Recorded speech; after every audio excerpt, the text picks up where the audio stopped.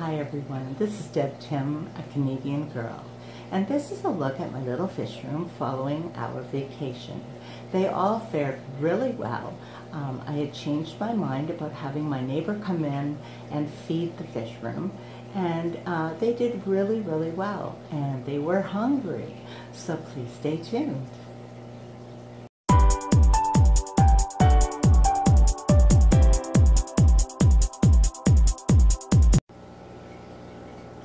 So this is my little fish room, and I will update you on everything that is going on and how everyone is doing.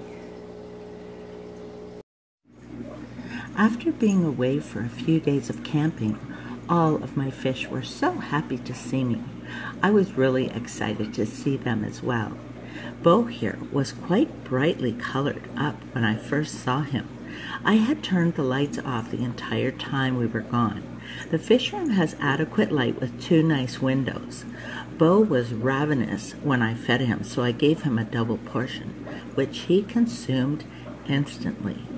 Now that the lights are back on, his coloration has muted somewhat, but he weathered my absence just fine. He is looking very strong and healthy, and I am sure he grew another 1/4 of an inch. I just cannot believe how quickly he's growing, and he is very interactive with me already. Although now I have to start over. He doesn't like me touching him. Here's Greta. I just learned that female flower horns usually have a large black dot on their heads. You can see Greta's spot clearly. Each time she sees me, she's becoming more comfortable. I have a feeding ring for Greta just so she learns where to go when I feed her. This also helps to keep her tank clean and her food easy for her to eat. I had it in Bo's tank when he first came home, but he no longer needs it.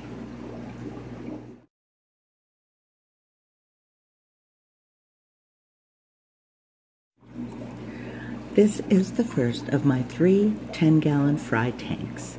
In here, there is a mix of fry. Every night before I go to bed, rather than feeding them, I toss a couple algae wafers in for them to eat. I feel it's a great supplement to their diet, and they have to work for it as well. It's obvious they enjoy the wafers. I also have an albino bristlenose pleco in here that cleans up any leftovers, if there are any, that is. Every so often I sort my fry by size, so the smaller ones are with their same size and have a better chance of getting their fair share of the food. This is the second of my 10-gallon fry tanks. I moved this group from the 20 so Greta could have it to herself. When she was in with them, I did notice some were missing. Again, I give them a couple algae wafers at bedtime. There are never leftovers in this tank. As soon as I divide Bo's tank so Greta can join him, then these guys will get the 20-gallon aquarium back.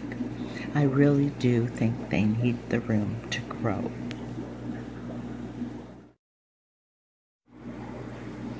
That brings us to my 3rd fry tank.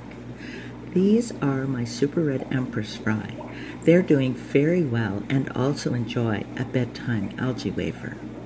Now this tank has an albino pleco as well to do the cleanup. Because they are a little smaller, there usually are some leftovers for him to enjoy.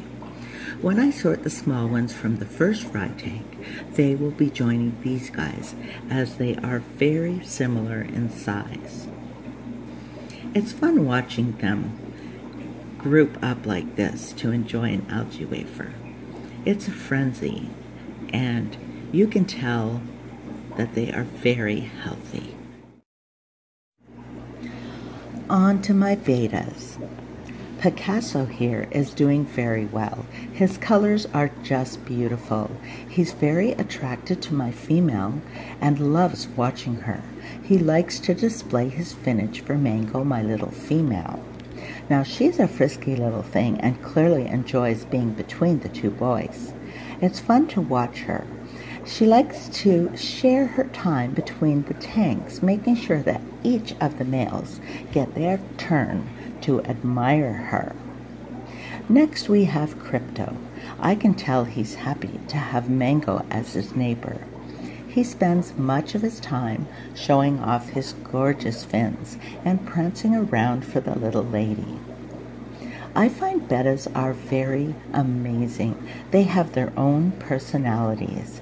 You can tell how they're feeling by watching the way they move their fins. They're a stunning fish in an amazing spectrum of colors. Really a fish everyone should have. This is Marcel. I have no idea how I came up with the name, but it suits him. I love the combination of his colors. The gold and blue are my old high school colors. That makes him special. The fringe on his golden fins is either a light blue or maybe gray. He's a very handsome fellow. I just did water changes on all the cubes, so you can see the tiny bubbles clinging to the glass. Marcel is one of my favorites, I think because of his colors. Beside Marcel is Cloud, the first of the 6 bettas that I bought. I really love the Dumbo bettas. I find them so unique.